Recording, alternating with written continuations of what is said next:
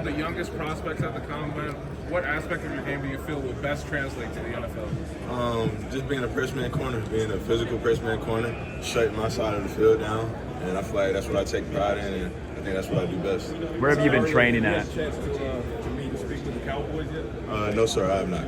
What would it mean if you got a chance to play on the same team as your brother? I mean, it's every brother's dream. I mean, I feel like that's kind of a given.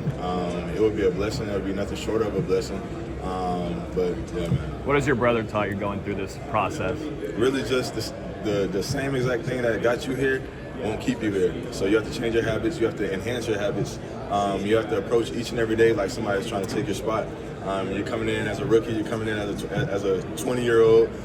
It's guys with kids on a team that they got to feed, and so you got to come in hungry, and you got to come in trying to take somebody's spot. You can't play with your brothers. You got plenty of brothers from DBU, FSU.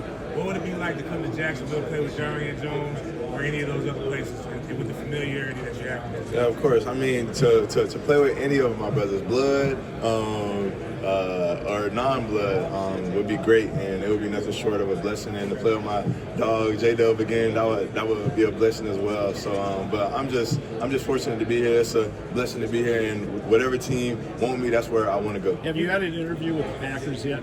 Sir? Have you interviewed with the Packers? No, sir, I have not. You mentioned the press coverage reps. I feel like you were left on an island in press like more than anybody else in this class. Like, what goes into like some of your techniques and the things you're looking for in the lines? Yeah, of course. I mean, it all boils down to film study, just knowing who you're going against. Yes, I'm a great press corner. Yes, God has blessed me with these abilities and talents and gifts. But it all comes down to film study. I'm not a sidekick. I just go out there and I just execute, and I trust my preparation, and I feel like that's what it all boils down to. If you had to show NFL scouts like one film from this past season, like which game would you show them and why?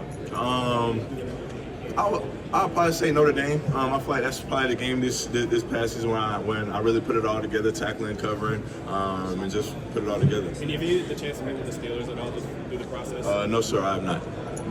AZ, what did you learn the most from last year with FSU going through that 2-10 season? Yes, life. I mean, we all got these expectations. We all got these goals and these aspirations, and when you don't accomplish it, you can kind of be in an identity crisis. But I know I get my identity from my Lord and Savior Jesus Christ, and so whatever may come my way, whatever obstacle may come my way, I know that He's my firm foundation. And so I'm not just a football player; I'm a follower of Christ first. And so it was tough. But I mean, I wouldn't take that moment back for anything, because it taught me not only as a player but as a person, because that's life. Like, you're gonna have plans and goals in life, and but the true character and really truly who you are is how you respond to that. And so I feel like we all did that. It was unfortunate. Nobody wants to go 2-10. You couldn't tell me in eternity that Florida State was gonna go 2-10, but it did. So it's not. You can't pout about it. You can't frown, and it's really how you respond to it. And so yeah. Daisy, despite that 2-10 season, how did you stay motivated enough to be one of the major bright spots on that defense? What up, Kobe? Like I said, man, Lord and Savior Jesus Christ. I won't lie. It was some days where I did not want to get up. It was some days where I felt like giving up. But I knew my teammates were looking at me, and they were looking up to me, and I was inspiring them through my daily actions. And I'm not really a guy of many words, and I try to lead with my actions and confront things that need to be confronted. And like everybody knows, I'm not the big rah-rah guy. I'm a guy that's going to pull you off to the side. And so I just try to be consistent each and every day, and just try to show others just to stay up and to keep going no matter what happens in life. Being a corner that specializes in press man coverage, who are some receivers in the NFL that you're excited to go to battle with? Yeah, like I said, man, I don't got no stain yet. I'm 20 years old. It's not really my role to be like, oh, I want to go against this guy. I want to go against everybody. I want to prove that I can play in this league, and then when I prove that, then I'll start naming names. Are you doing the combine drills? Yes, sir. Which one are you looking forward to the most?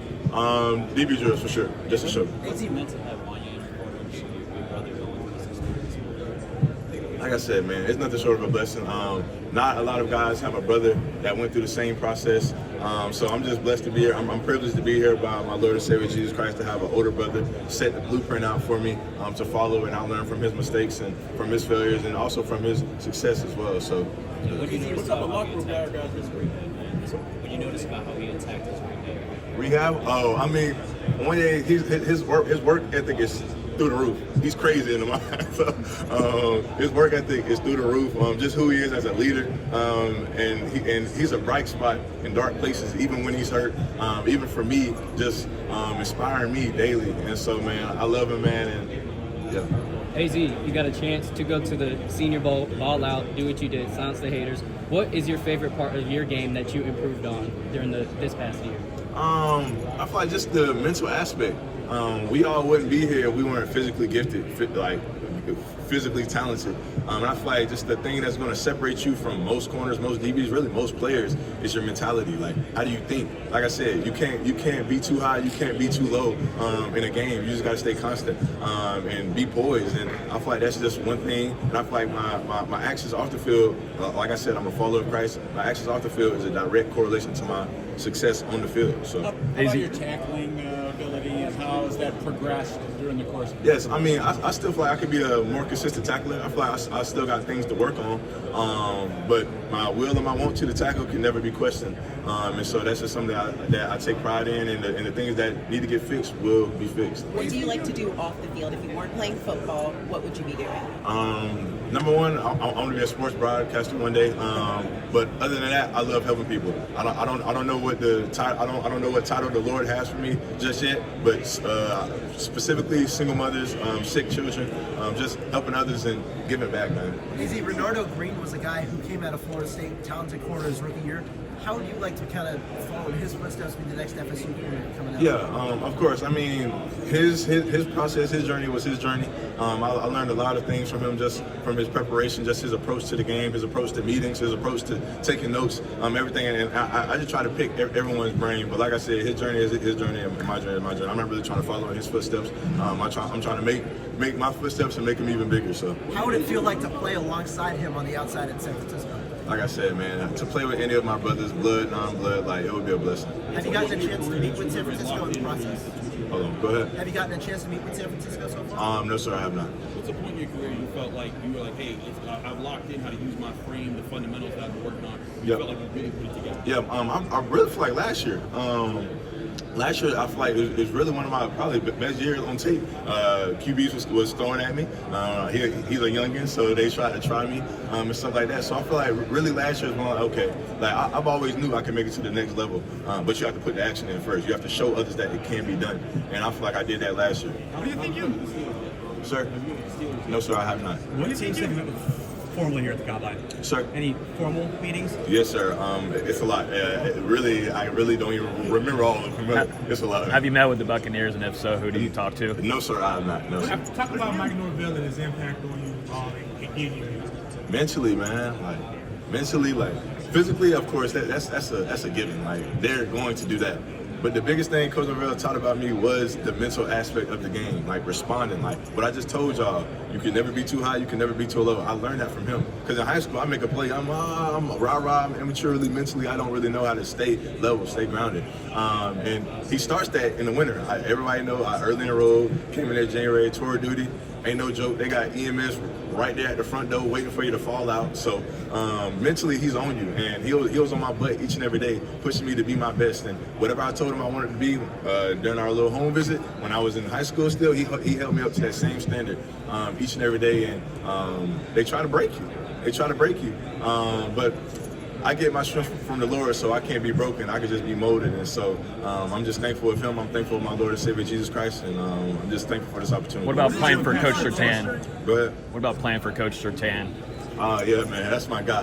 That's my guy. Just each and every day, man, he would have some type of story to tell us, whether it was good or bad. And I learned from it all. He was on my butt as well. He knew my plan was to come out from the beginning. So he pushed me to that same standard each and every day. And he told me this is an imperfect game played by imperfect people. So just hearing that from my coach, like he was like, dog, he was like, bro, like I understand, like we gonna play man here, like we play man almost every play. So it was like somebody gonna make a play on you, like don't get down, like I said, don't get too high, don't get too low, and continue to keep going and respond the right way. What did you improve on most? What was something that's more natural? What was the bigger thing that you had to work on to get it to where you are today? Wait, go ahead. Your footwork versus your hand release. What was something that was more natural in your process, and something that you really worked on to make it to where you were at? Like I said, man, it really just come with film study. It really starts in the off season. Just working on my footwork, working on my hand placement, just stuff like that. But like I said, I'm not a psychic. Like work though, there is no secret recipe. Like the work is the work. And like I said, there's nothing really special. You just got to be consistent and be committed. What part of your game did you improve on the most during your last season at college? And have you met with the Bears yet? No, sir, I have not met with the Bears. But like I said, I mentioned earlier, just the mental aspect of my game. You played with Keon 2 years ago at Florida State, Keon Coleman. What was it like playing with him? And what would it be like to play with him at the next level? I thank the Lord every day that He sent me not only Keon, but Johnny, Pokey Wilson, all those guys, Ja'Kai Douglas, Deuce Spann, like all those guys. I thank the Lord every day because I wouldn't be here without them guys right now, pushing me each and every day, competing, coming in as a freshman, getting thrown into the fire early. And so they molded me, they shaped me, they gave me little tips and pointers. Maybe I was on my toes, maybe I was on my heels, like maybe I'm splitting my feet. And so, like I said, man, they all critiqued me, and we all competed. And so, like I said, I wouldn't be here without them guys. Do you think you're motivated most from the work in the off season or the excitement of Saturdays during the season? I'm motivated to glorify number one, my Lord and Savior Jesus Christ, like I said, and I'm also motivated for my mother. She went through everything. She gave her life away so that we may experience it, and so that's what motivates me.